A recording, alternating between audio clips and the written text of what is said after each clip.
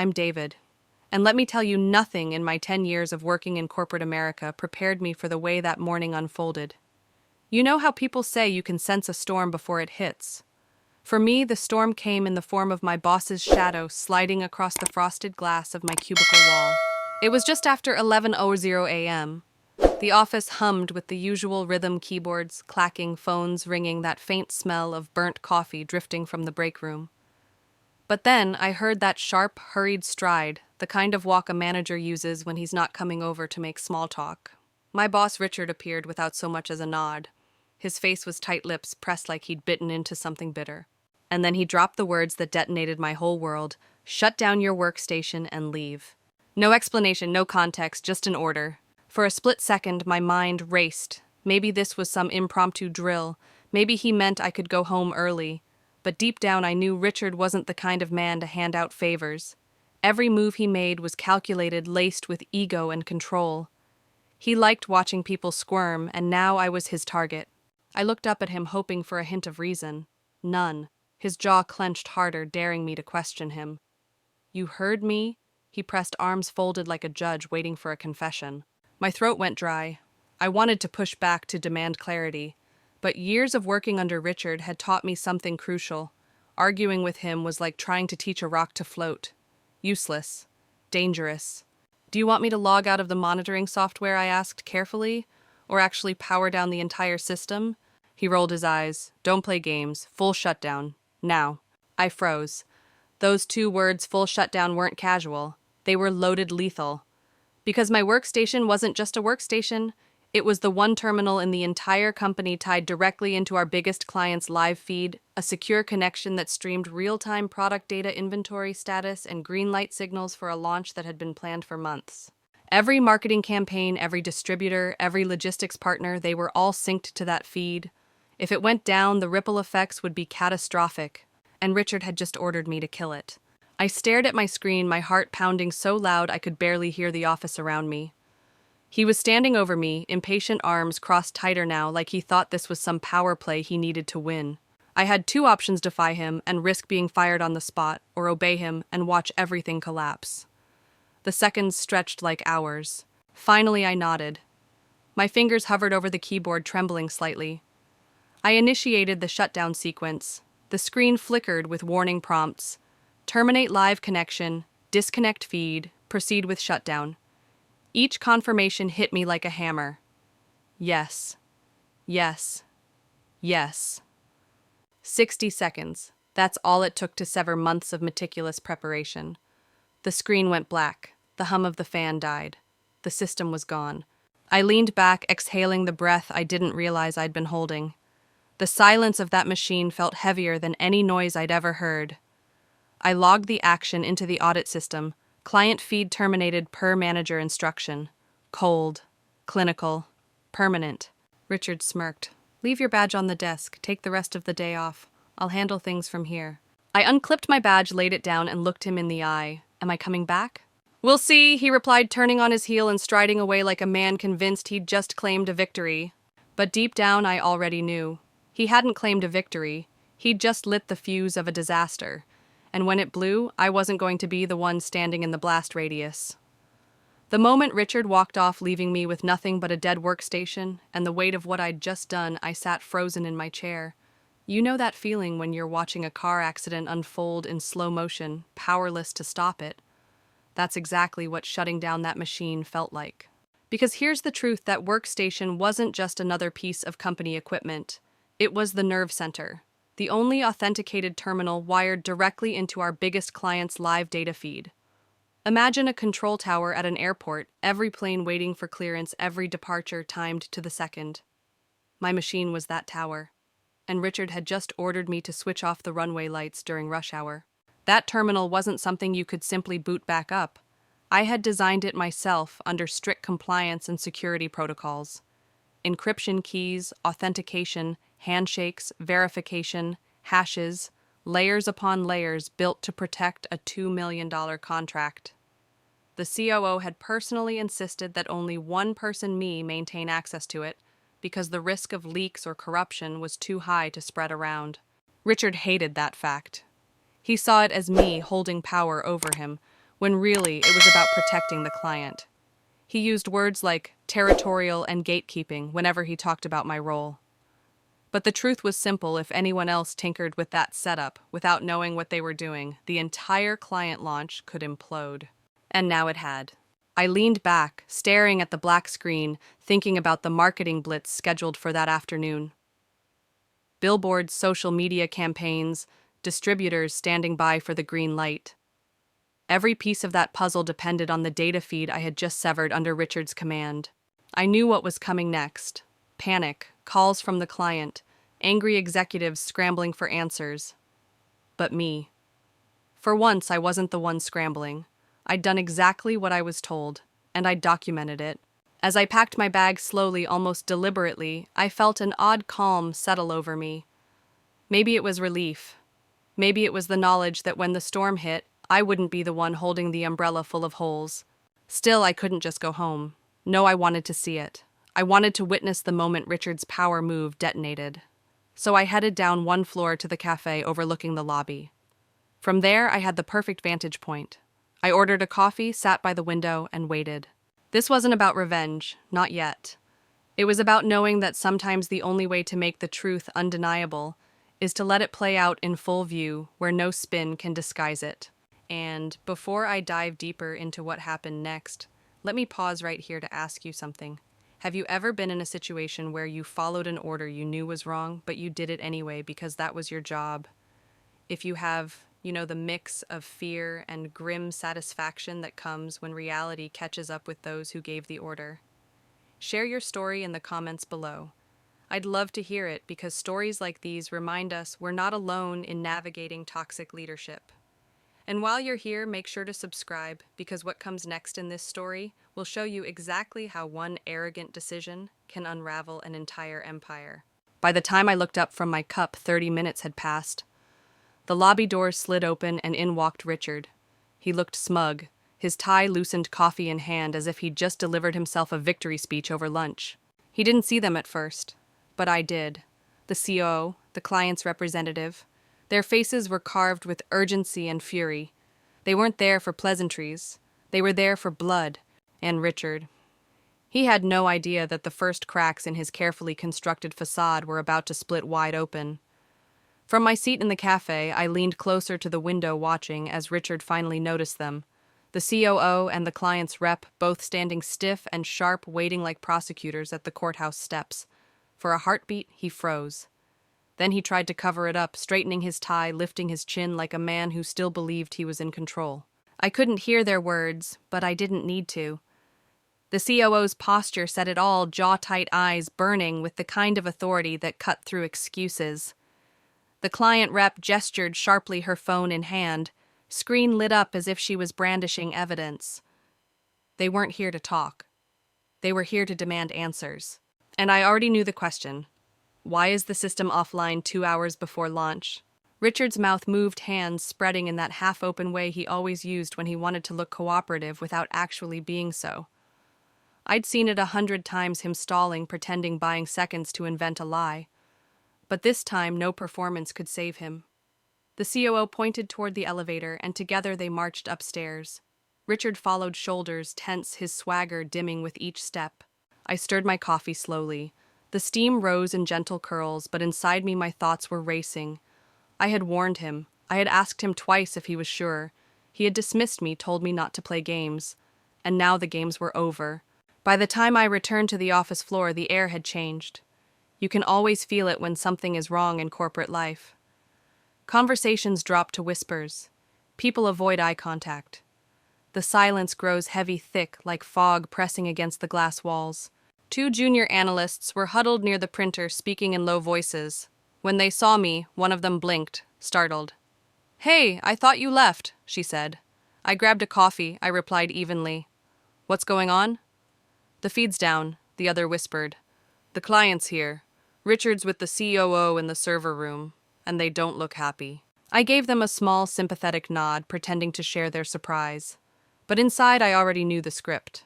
Disconnecting that terminal wasn't like turning off a lamp. The system was built with encryption keys tied to compliance cycles. Once severed, you couldn't just plug it back in. It would take days, not hours, to re-authenticate. And Richard, he had tossed all of that aside because of pride. Through the glass of the conference room, I spotted him pacing like a trapped animal. The COO stood stiff near the table, phone pressed to his ear, tapping his leg impatiently.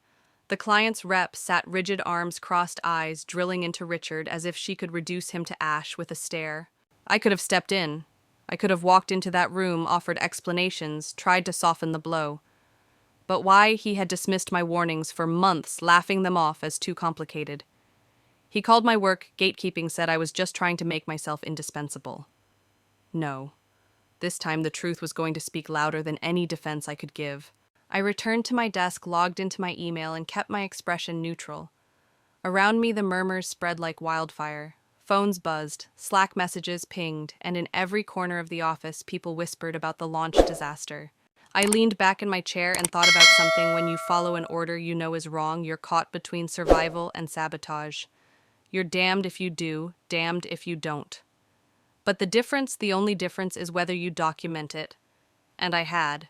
Every keystroke, every confirmation prompt, every Slack message. The audit log was my shield.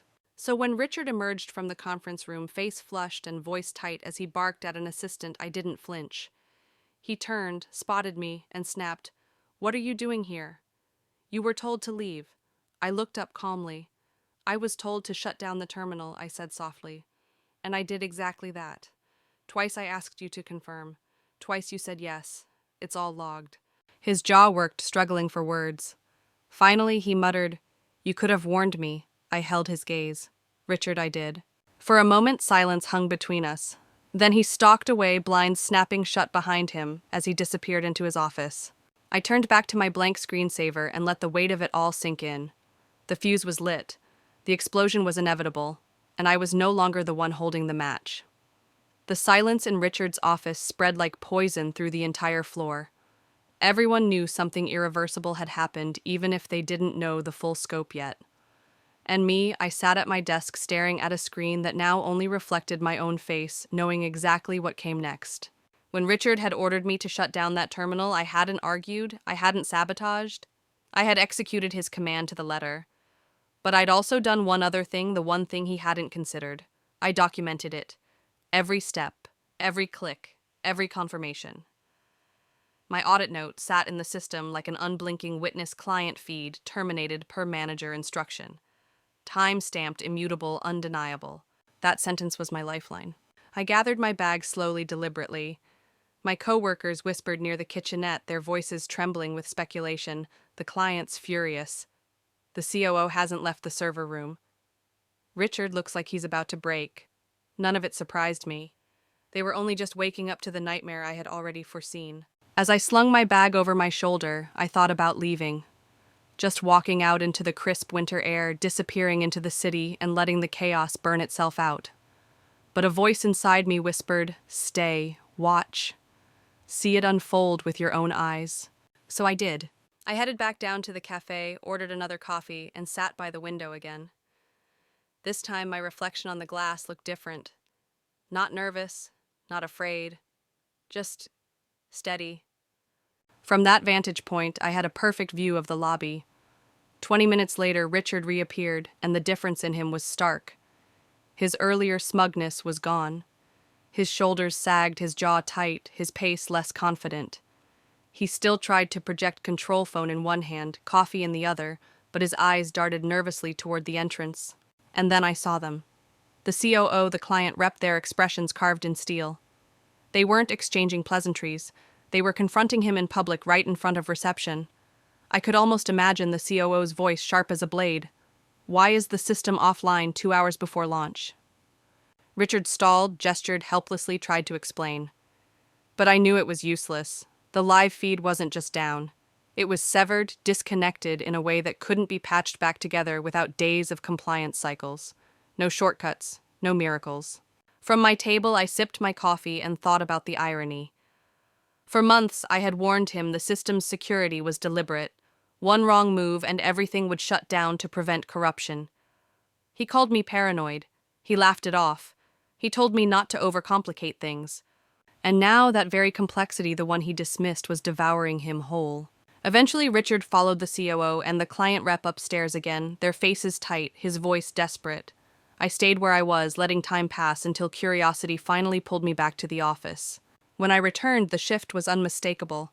Conversations muted. People avoided each other's eyes. Every phone call carried tension.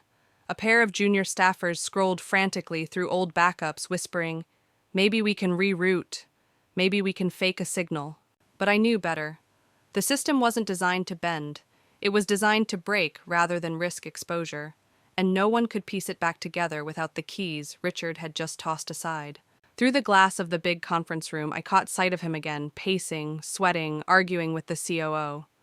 The client rep sat rigid, her arms crossed, gaze locked on Richard like he was the accused at trial. I didn't feel joy, not exactly. What I felt was clarity. This wasn't my disaster, it was his. And the proof of that was already sealed inside the audit log. By late afternoon, the whispers had grown into a storm. The client rep left the building, her body language cold, her handshake withheld. The COO escorted her out, his face grave. Richard stayed behind, blinds drawn again, no longer the king of the floor, but a man waiting for the guillotine. I sat there calm, answering a few unrelated emails, as if nothing around me was on fire. Because deep down, I knew something that Richard hadn't yet realized in this company: the truth doesn't stay buried. And by tomorrow, the audit trail would speak louder than his excuses. I left the building as the winter sky turned dark, the city humming with life beyond the office walls. My phone buzzed with Slack messages I ignored. I didn't need gossip. I already had the ending written in code and time-stamped in the system. Richard thought he'd taught me a lesson about power, but he had no idea that in the end it wouldn't be my words that damned him. It would be his own. I barely slept that night. Every time I closed my eyes, I saw the COO's face tightening with anger, the client rep's eyes flashing with disappointment, and Richard's coffee hand trembling when he realized what he'd unleashed. By dawn, I knew the truth: this wasn't over. If anything, the real storm was only beginning. When I walked into the office the next morning, the air was different, heavier, quieter. You could almost taste the unease, like static before lightning. People avoided eye contact, conversations cut off as soon as I approached. On my desk, a single sheet of paper waited like a summons meeting. 9:00 a.m., conference room B. Attendees: Richard H., HR COO. No subject line, no pleasantries. Just that. I folded it once, slid it into my notebook, and sat down. The workstation in front of me was dark, black, lifeless, like a body in a morgue. That empty screen said more than words ever could. At 8:59, I walked into the conference room. HR sat with her notebook, open pen, poised. The COO leaned back in his chair, phone, face down on the table, his eyes unreadable granite. Richard lounged like a man who thought posture could erase evidence, one arm draped over his chair, a cheap smile plastered on his face. "Let's go over what happened yesterday," he began, tapping his pen. I set my notebook on the table. Of course. He leaned forward, spinning the narrative as if he'd rehearsed it overnight. The live feed went down right before a critical client launch. That caused disruption and reputational damage. As I understand it, you were the last person to operate the terminal before it went offline. The COO's gaze shifted to me, cold, steady. HR's pen hovered above the page. "That's correct," I said evenly.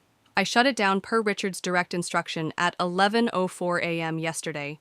The action was logged in the system audit." Richard's smile twitched. "You could have told me it was connected to the client feed. Instead, you just did it." I met his eyes. "Richard, I confirmed the order twice. Once asking if you wanted a logout or a full shutdown. You said full shutdown now. The second time, I asked if you wanted me to terminate the live connection. You said, and I quote, 'Don't play games.'" The COO tilted his head slightly. "Did you know the shutdown would sever the client's launch feed?" "Yes," I replied. "And I also knew it couldn't be reconnected without reauthentication, which requires compliance approval. That's why I confirmed twice." Richard gave a little laugh, shaking his head like I'd just told a joke at his expense. "She's framing it like I signed off on tanking the launch. That's not what happened." The audit log contains the exact text I said, sliding my printed copy across the table. "Client feed terminated per manager instruction. Timestamped. Immutable." The COO's gaze cut back to Richard. "Is that accurate?" Richard hesitated. "It may be how it appears, but I didn't know what I was authorizing." The COO didn't flinch, "And yet you authorized it." HR's pen scratched the page. The meeting circled the same drain for half an hour, Richard insisting he hadn't been told, me calmly repeating that I had confirmed, twice the COO pressing why give the order at all, but the truth was already out. The log didn't care about excuses, it only cared about facts. When the meeting ended, Richard brushed past me in the hallway, muttering under his breath, "You're enjoying this, aren't you?" I stopped walking. Enjoying watching the company lose a $2 million contract? No. But I am enjoying having something in writing. He froze for half a second before storming off, his face mottled red.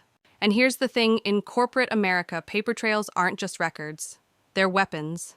They don't shout. They don't argue. They sit in silence until the day they're needed. And then they bury someone alive. But let me ask you this. Have you ever been in a position where you knew the truth, but you also knew the person above you would twist it? If so, you'll understand why documentation becomes your armor. I want to hear your experiences. Drop them in the comments. Your stories matter because they show how people like us survive in places built to protect people like Richard.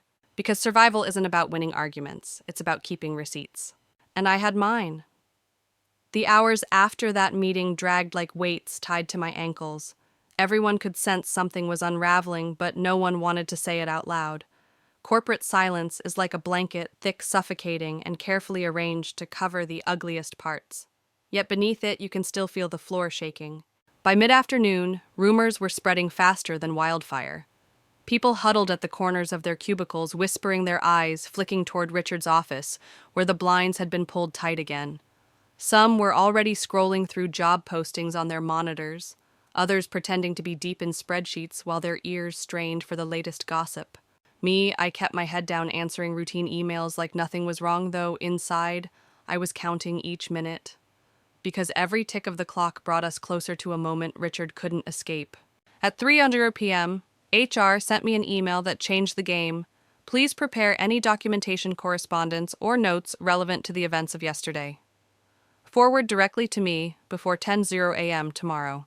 That was it. No fluff, no emojis, no thank you. Just cold steel. Anyone who's been in corporate long enough knows what that means. HR wasn't circling anymore, they were closing in. I leaned back, staring at the ceiling, feeling the rush of certainty. Richard thought yesterday had been the crisis. He hadn't realized it was just the opening act. I opened my personal drive. Inside, I had a folder I'd been building quietly for months. Every dismissive email Richard had sent when I raised concerns about the system. Every meeting note where he laughed off security protocols as paranoid nonsense. Screenshots of Slack messages where he bragged about cutting corners to streamline. All time-stamped, all preserved. I didn't need to fabricate anything, the truth was enough. As I compiled it into a neat, ordered file, I thought back to the cafe the day before, watching Richard wobble with his coffee as the COO cornered him. That was just the first crack. Now the walls were beginning to cave in, and he didn't even know the weight pressing down on him was his own arrogance. By the time I shut down for the day, my file was ready, a clinical record of negligence lined up like dominoes waiting for the first push. Walking out of the building that evening, I caught my reflection in the glass. My shoulders were square, my expression calm. People probably thought I was indifferent, maybe even detached. But the truth, I felt steady. Because in battles like these, steadiness is deadlier than rage. And here's something I want to ask you, because I know many of you watching have lived through similar storms. What do you do when your boss tries to twist reality, when they try to paint you as the problem? Do you fight? Do you fold? Or do you quietly collect the truth one receipt at a time? Tell me in the comments. Because your answers might just give someone else the courage to hold the line in their own fight. That night, I barely slept again. Not from fear this time, but from anticipation. My mind kept replaying the upcoming showdown, a table, a folder with red tabs, HR's pen poised like a scalpel, Richard trying to charm or bully his way out, and me silent with the truth at my back. I knew one thing with absolute certainty. By tomorrow, the story wouldn't just belong to me. It would belong to everyone in that room, etched into minutes, emails, and corporate memory. And when that happened, Richard's smile wouldn't be enough to save him. The next morning, the building felt like a courtroom before the trial of the year. I arrived 10 minutes early, and the air already carried that heavy, suffocating quiet, like everyone knew today would decide someone's future. Eyes darted toward me and then quickly away, as if making eye contact might draw them into the storm. At 9:27 a.m., I walked into the large conference room. The blinds were half open, winter light flattening everything into shades of gray. The CEO stood at the head of the table with a printout in his hand. The COO sat to his right, jaw set like granite. HR had her pens lined up with surgical precision, her folder tabbed in red. Marcus, the IT lead, was already hooked into the projector. And then there was Richard. He had chosen a seat at the far end of the table, as if distance might protect him. His posture was rigid, hands clasped too tightly, a faint smile tugging at his lips, a smile that looked borrowed, not earned. The CEO didn't waste time with greetings. The client's counsel has formally notified us that they're invoking the penalty clause for launch disruption. $2 million in annual revenue at risk plus penalties.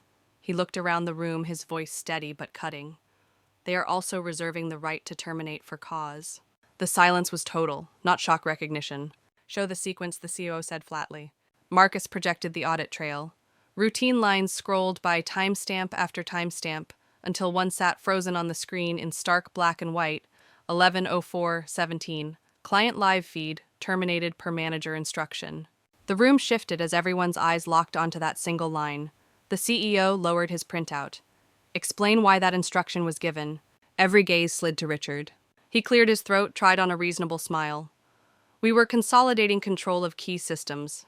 The terminal was managed by one employee. That's not scalable. The COO's voice was like stone grinding against stone. It was the only terminal authenticated to the client's live feed. The re-authentication window is measured in days, not hours. Removing it inside launch week is not consolidation. It is negligence. Richard's smile faltered. His chin lifted, a fraction defiance sparking in his eyes. I wasn't informed that shutting down the workstation would sever the live feed. If I had been... Yesterday at 11:02, I said evenly. I asked if you wanted a full shutdown or just a session logout. You said full shutdown now. I asked again if you wanted me to terminate the live connection. You said, don't play games. The audit log reflects both confirmations. Marcus clicked, cross-referencing my terminal logs with Slack timestamps and Richard's own calendar entry labeled Ops Cleanup. The pieces fit together like puzzle tiles, no drama, no interpretation.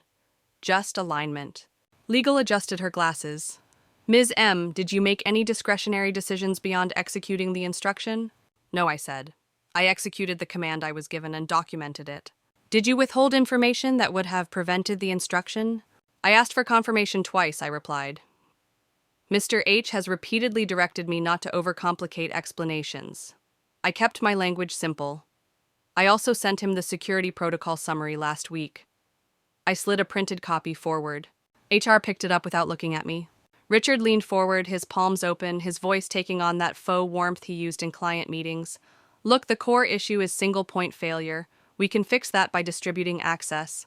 After the fact, the COO interrupted. Yesterday you removed the only authenticated point during a critical window. The CEO placed his printout on the table, his voice steady. We are not debating architecture.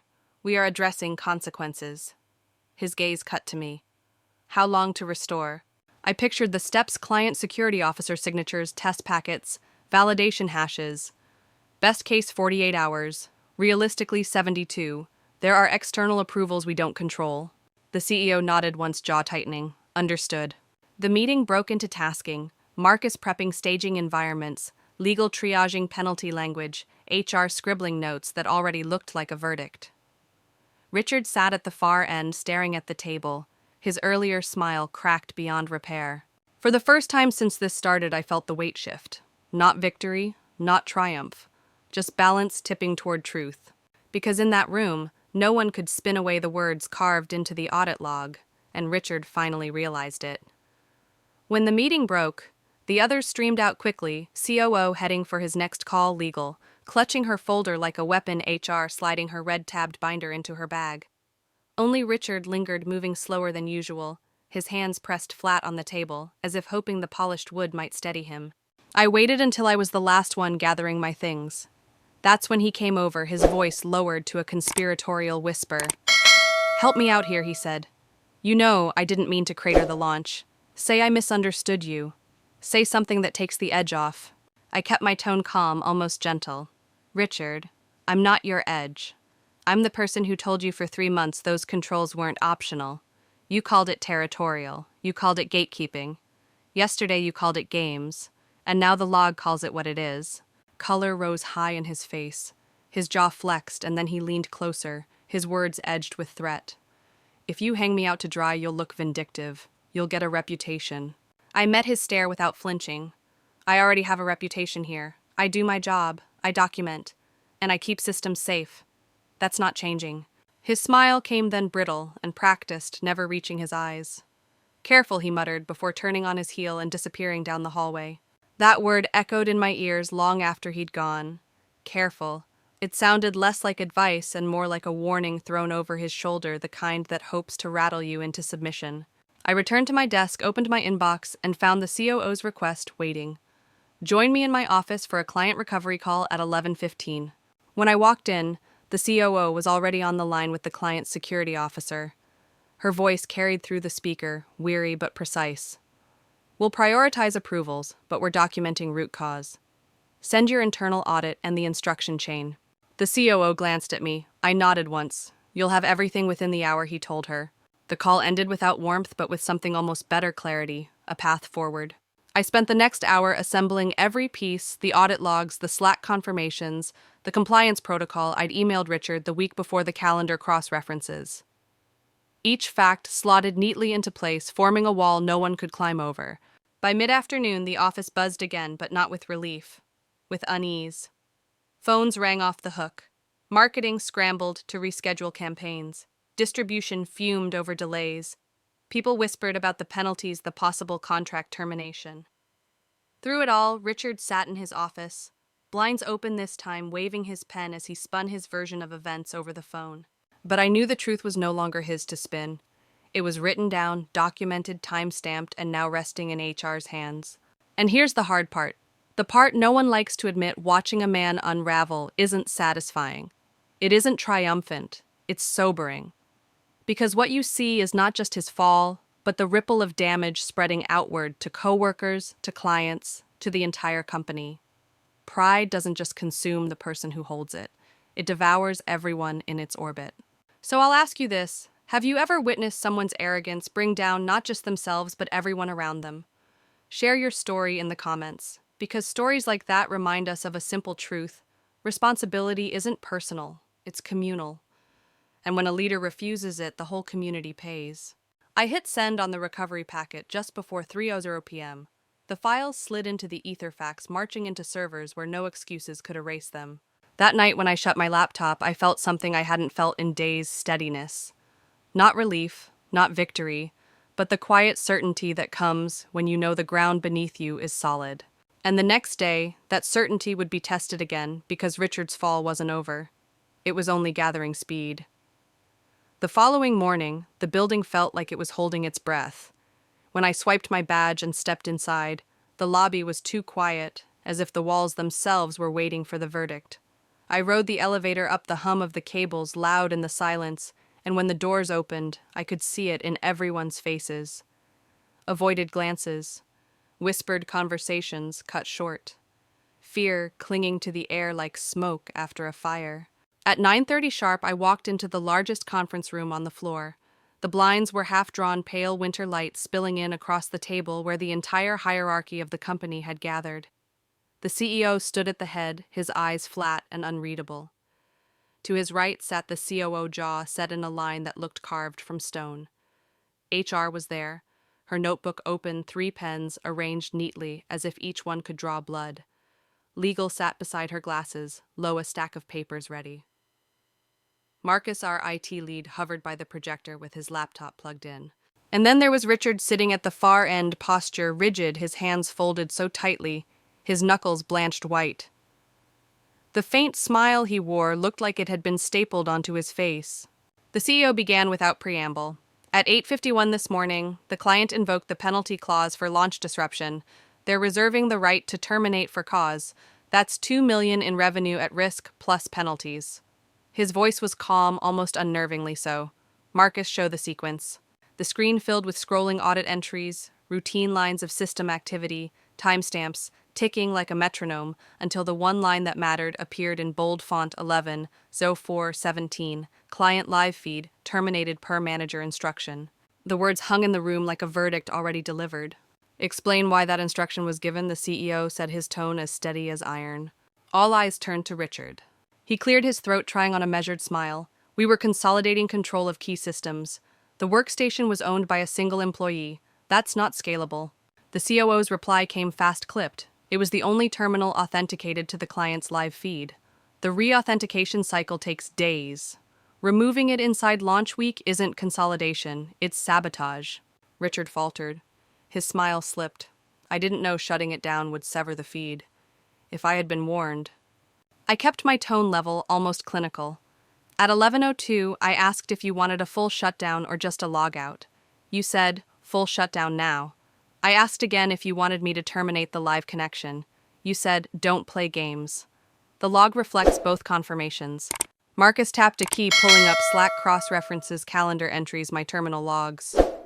Every piece fit together seamlessly, each timestamp stacking against Richard like bricks in a wall he could never climb. Legal spoke up for the first time, her voice quiet but sharp. Ms. M, did you take any discretionary action beyond the instruction? No, I said. I executed the order exactly as given, and I documented it. Did you withhold information that would have prevented the instruction? I asked for confirmation twice, I repeated. Mr. H directed me not to overcomplicate explanations. I kept my language simple. I also provided him with the compliance summary last week. I slid the printed copy forward. HR collected it silently. The CEO's gaze shifted back to Richard. Did you give the instruction? A pause stretched. His eyes darted from HR to legal to the COO, searching for an ally. Finally, his shoulders sagged and he said, yes. The air seemed to thin. The CEO's tone was colder now. Then we are not debating architecture. We are addressing accountability. HR, proceed with the administrative leave process. Richard's mouth opened as if to argue, but no sound came. His practiced smile fractured. And here's where I want you to lean in with me for a second. Because you might think this was the end, that Richard's admission was the climax. But it wasn't. It was only the middle. Because what happened after this, when the walls finally closed in and the truth became undeniable, was something even I couldn't have predicted. So before I take you there, let me ask, have you ever seen someone cornered so completely that the only thing left was watching how they'd break? If you have, you'll understand why the next chapter of this story isn't just about justice, it's about survival. And if you want to see exactly how that unfolded, stay with me. Make sure you're subscribed, because what's coming next is the kind of twist you don't want to miss. Richard didn't go quietly. The moment HR uttered the words administrative leave, his composure snapped like glass under pressure. He shoved his chair back so hard it screeched against the floor and everyone flinched. You think this is my fault? He barked, his voice cracking with panic. I've carried this company through every crisis, and you're going to crucify me for one mistake, one system hiccup. The CEO didn't raise his voice. He didn't need to.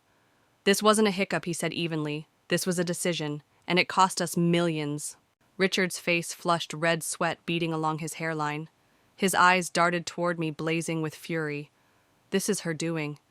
She's been undermining me for months, collecting notes, screenshots, whispering in your ears. She set me up. The room froze. For a second I could feel every eye shift toward me, weighing his accusation. But I had been ready for this moment. My file wasn't a weapon, it was armor. I leaned forward, calm, deliberate. Richard, if you're saying I fabricated the logs, the compliance reports, and your own Slack messages, then you're not just accusing me.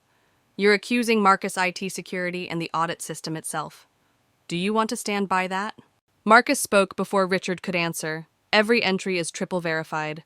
Tampering is impossible without root override, and you don't have it. Legal added, accusing employees of falsifying compliance records is a serious charge. Unless you have evidence, I suggest you tread carefully. Richard's hands trembled. His mouth opened, then closed. The fight drained from him, leaving only desperation. He slumped back into his chair, but the damage was done. His mask had shattered in front of the very people he needed to impress. HR's voice was quiet, almost gentle, but final. You'll be escorted out today. You're to have no contact with employees pending review. The silence that followed was suffocating. Richard stared at the table, jaw clenched so tightly I thought his teeth might crack. When the meeting adjourned, he rose mechanically like a puppet with tangled strings and left the room without another word. But here's the thing. removal doesn't always mean resolution. Outside those glass walls, a company still teetered bleeding money, scrambling to save its client relationship. And inside me, something unexpected stirred. Not triumph, not relief. Something heavier, the knowledge that even though the truth had prevailed, the war wasn't over. Because when someone like Richard falls, they don't just disappear, they drag shadows behind them. And those shadows were already stretching into corners I hadn't yet imagined. Walking back to my desk, I noticed the shift immediately. People avoided my gaze. Some nodded in quiet acknowledgement, others whispered, a few looked at me with suspicion as if I'd orchestrated the whole spectacle for my own gain. That's the cruel paradox of telling the truth in a system built on fear. People want the villain gone, but they're terrified of the one who proved him guilty. I sat down, opened my laptop, and stared at my inbox. New messages were already trickling in, half from colleagues, quietly thanking me, half from people warning me to be careful. And in that moment, I realized something chilling. Richard's downfall wasn't the ending. It was the beginning of a deeper test, not just of corporate loyalty, but of my own resolve. Because now the question wasn't whether he would be held accountable. The question was how much collateral damage would ripple through the rest of us before this story was truly finished. So let me ask you this. Have you ever taken down a problem only to realize the aftershocks were more dangerous than the original blow? Think about it. Because what came next wasn't just about survival, it was about deciding what kind of person I wanted to be in the wreckage that followed. The office looked the same, but it didn't feel the same. The usual background hum, the buzz of conversations, the tap of keyboards, the occasional burst of laughter had been replaced by something heavier. A hush, punctuated by nervous whispers. People walked past my desk without making eye contact, and I could almost hear the unspoken words, "She's the one who took him down." At first, I thought it was paranoia. But then the emails started, short clipped notes that made my stomach tighten. Please reroute all approvals through legal. We'll circle back once protocols are clarified. Hold on new initiatives until further notice. Each one was polite, professional, and yet carried the same message: isolation. My projects were being pulled away piece by piece until I was left with little more than busy work. That afternoon, Marcus stopped by my desk. He glanced around to make sure no one was listening, then leaned down. "They're freezing you out," he murmured. "Damage control.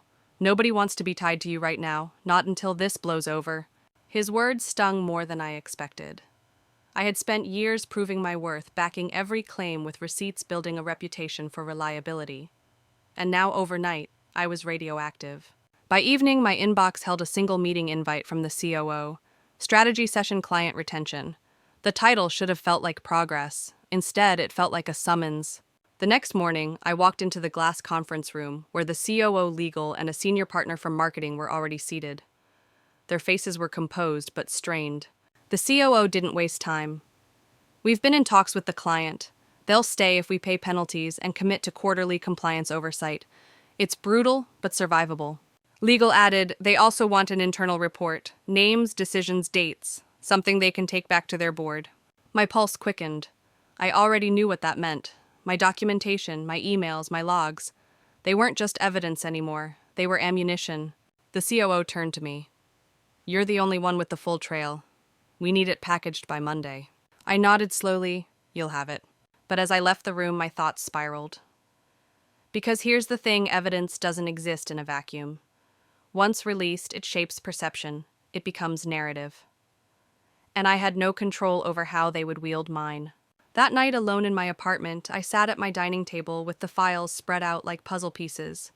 Each entry told the same story: warnings, ignored protocols, bypassed pride placed above process. But staring at the pages, I realized something unsettling. The story didn't just implicate Richard, it touched others. Executives who'd waved away my concerns, managers who'd signed off on shortcuts, leaders who'd chosen speed over safety. If I handed everything over, I wouldn't just bury Richard.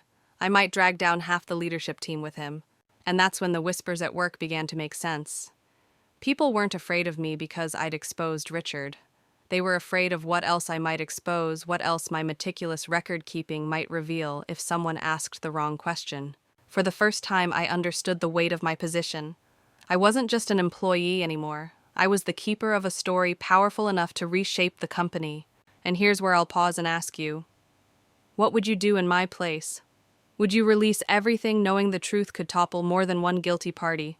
Or would you hold back, protecting the bigger picture, but leaving pieces of the truth buried?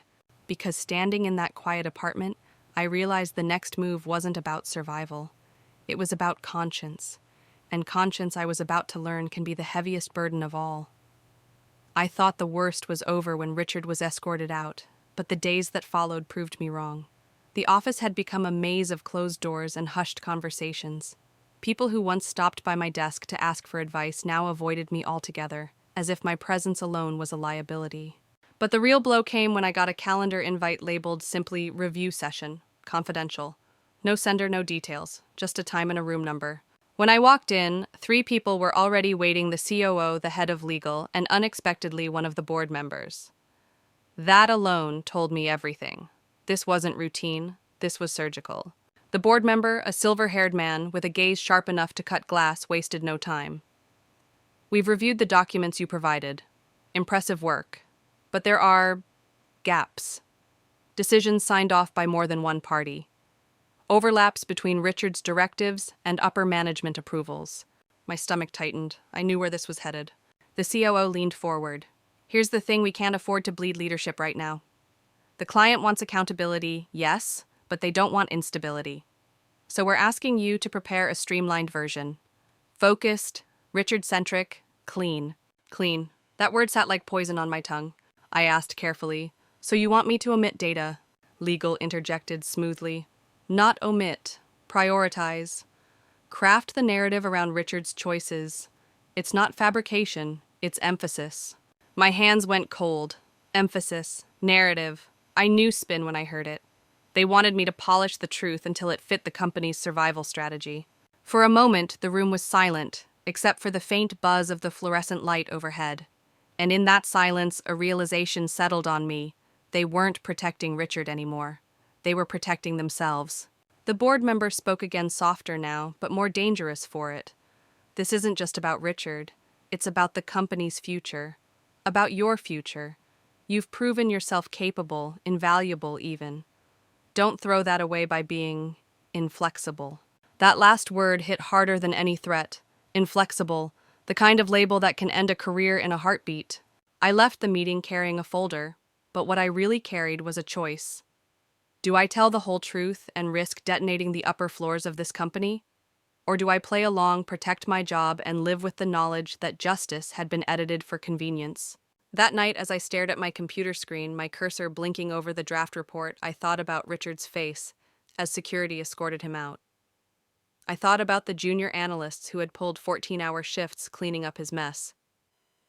I thought about the client who had every right to know the truth. And I thought about myself, because every story we tell, especially the ones we write down, becomes part of who we are. So I'll ask you this: if you were in my shoes, would you bend the truth to save your career? Or would you risk everything to make sure the full story came to light? Don't answer too quickly. Sit with it. Because the answer you'd give in theory feels very different when your entire livelihood is on the line. And just when I thought I had time to decide, something happened that forced the choice on me sooner than I could have imagined. But that's a story I'll open for you in the next part. Stay with me, because what happened next changed everything. The following morning began like any other, except for the envelope waiting on my desk. No sender, no return address, just my name typed in bold letters across the front. My pulse jumped the second I saw it. Inside was a single USB drive and a note written in neat, almost mechanical handwriting. "If you think Richard was the only one, think again." I froze. For weeks I had been wrestling with the weight of what to reveal and what to bury, and now here was someone feeding me more fuel for the fire. Against my better judgment, I plugged the drive into my laptop. The files were explosive. Transaction logs, off-the-record email chains, private memos, all pointing to a web of complicity that stretched far beyond Richard. Executives who had smiled in meetings and praised efficiency were authorizing shortcuts that made his recklessness possible. The very people who had asked me to streamline my report were knee-deep in the mess themselves. It felt like the ground had opened beneath me. I wasn't dealing with one corrupt executive.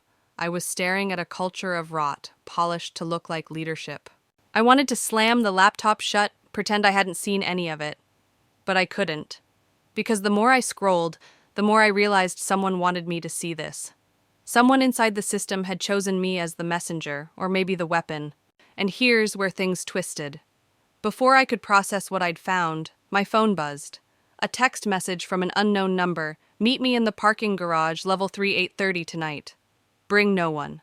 This isn't just about Richard. I stared at the screen, torn between fear and curiosity. Every instinct screamed that this was dangerous. But another part of me, call it stubbornness, call it duty, knew I couldn't ignore it. That night, the parking garage was dimly lit, echoing with the hum of fluorescent lights and the occasional slam of a car door. I checked my watch, 8:29. Then I saw him. A man in a gray hoodie, his face half hidden. He approached cautiously, glancing over his shoulder. "You're the one who kept the logs," he said quietly. His voice carried both relief and urgency. "Yes," I answered, my throat dry. "Who are you?" He shook his head. "Doesn't matter. What matters is this. Richard was the fall guy. They needed a body to throw to the wolves. But the others, the ones at the top, they're still pulling strings. And if you let them corner you, they'll bury you too." I tightened my grip on the envelope I had brought as if it were a shield. "Why give this to me?" "Because you're already in the fire," he replied. "Better to arm you than watch you burn." Before I could ask more, he turned and disappeared into the stairwell, leaving me standing in the echoing emptiness, heart pounding. Driving home, I replayed his words again and again. Fall guy, strings, bury you too. The picture was suddenly bigger, darker, and far more dangerous than I had imagined. By the time I reached my apartment, one truth was clear: the decision I had been agonizing over wasn't mine anymore. The moment I opened that envelope, the game changed. And if I thought my choices were difficult before, they were about to become impossible. Because the next day, the board didn't just ask for my report. They demanded it. And this time, they weren't asking politely. Stay with me, because what happened inside that boardroom, it wasn't just career-defining, it was life-defining. The boardroom was suffocating that morning. Heavy curtains blocked the sunlight, casting long shadows across the glossy mahogany table. Every seat was filled executives in sharp suits, legal counsel with thick binders, and the board members whose faces betrayed nothing. I sat at the far end with my laptop open, the weight of that USB drive burning in my pocket like a live coal. The chairman began without ceremony. "We've reached a critical juncture. The client is demanding closure. We expect your finalized report today." His tone was not a request, it was a decree. I glanced around. Faces that had once nodded encouragingly now looked like stone masks. The COO caught my eye, giving the faintest shake of his head, as if warning me not to go too far. My chest tightened. I was about to betray people who still thought they held the strings. I projected the report onto the screen. For a moment the room was silent, save for the soft hum of the projector. I began carefully recounting Richard's reckless decisions, the falsified logs, the cover-ups. Executives leaned back, arms folded, almost smug. This was the story they expected. But then I clicked to the next slide. "However," I said, my voice steady, "the evidence shows this was not the work of one man.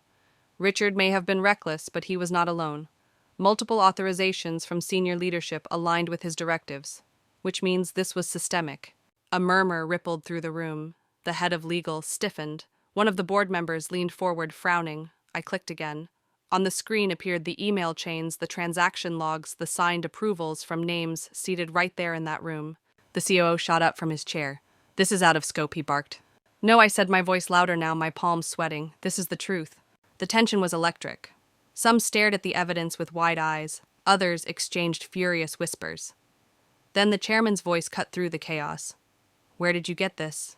I swallowed. "An internal source, anonymous but authentic." The boardroom erupted. Shouts overlapped, demands for explanations, accusations hurled across the table. The head of legal tried to shout me down, insisting that unsanctioned evidence could not be included, but the board member with the sharp gaze, the same one who had once asked me to streamline, raised a hand for silence. "Enough," he said. "The integrity of this company is at stake. If what she's presented is accurate, we're not dealing with an isolated incident. We're looking at rot at the core." I braced myself for the blowback, but what came next was worse than I expected. The COO leaned across the table, his voice low, venomous. "You've made a mistake. Do you have any idea what you've just done to yourself?" My heart raced, but I forced myself to meet his stare.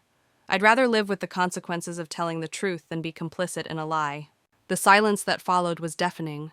For the first time, I saw fear, not anger, flicker across their faces. Fear that their walls of secrecy were crumbling. The chairman finally spoke. "We will recess immediately." He slammed his folders shut, and one by one the executives filed out, some pale, others furious, a few already whispering about damage control. I sat frozen in my chair, my pulse thundering in my ears. My career was hanging by a thread, maybe even gone already. But for the first time in months, I felt something I hadn't allowed myself to feel: relief. Because the truth was no longer mine to guard. It was out, and nothing could put it back in the box. But relief was short-lived. That afternoon, I received an anonymous email. 5 words that made my blood run cold. "They know where you live." And that's when I realized this wasn't just about my job anymore. It was about survival. When the email came, I stared at it for nearly an hour. "They know where you live." Just 5 words, but they carried the weight of 1,000 threats. It was no longer about evidence or reports or corporate politics. My life, my actual survival, was suddenly in the balance. That night, I didn't sleep. Every creak of the floorboards, every car passing on the street outside made me flinch.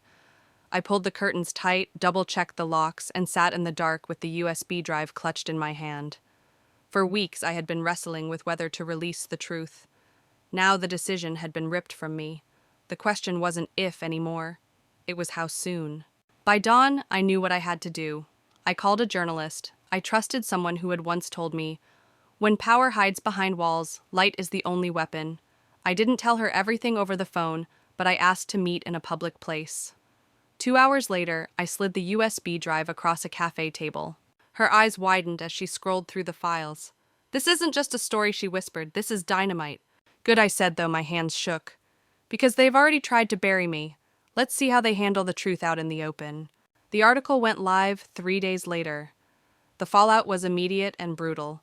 Headlines exploded across every major outlet: systemic corruption exposed.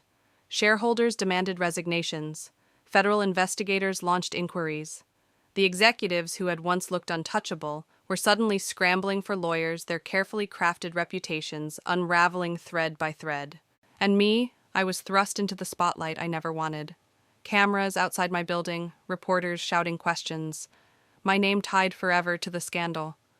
But for all the fear, for all the sleepless nights, there was also a strange calm inside me. Because I knew I had done the right thing.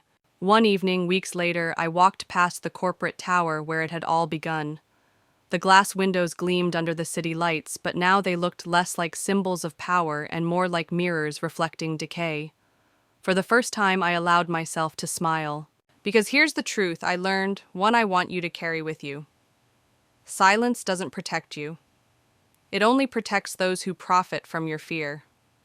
And when you choose to speak, even if your voice shakes, you reclaim something no one can take away: your freedom. If you've been with me this far, maybe my story has stirred something in you.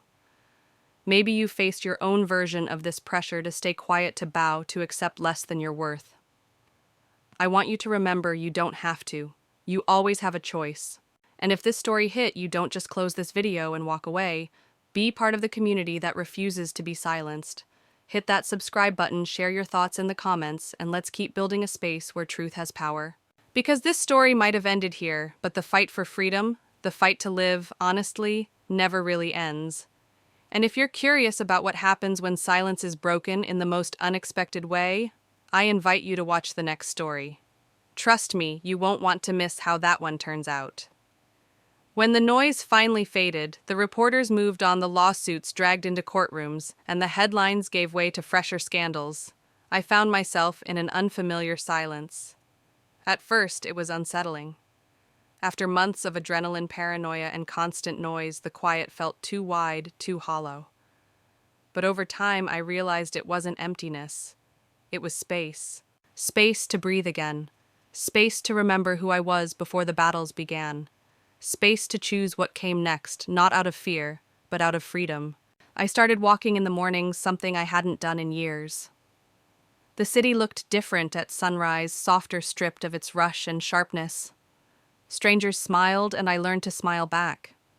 I reconnected with people I had neglected while I was buried in work friends, who reminded me that loyalty doesn't come with contracts or signatures, but with presence and care. Most importantly, I stopped looking over my shoulder. Not because the threats disappeared, but because I refused to let fear define me anymore. Somewhere along the way, I had shifted from merely surviving to actually living. And here's the gentle truth I want to leave with you. Strength isn't always about shouting the loudest or fighting the hardest. Sometimes it's about the quiet decision to stand by your values even when no one is watching. Sometimes it's about allowing yourself peace after the storm, knowing you've done what's right. So if you're watching this and carrying your own battles, I hope you give yourself that space too. The storm will pass, the noise will fade, and when it does, may you find the courage not just to survive, but to live fully, freely, and without apology.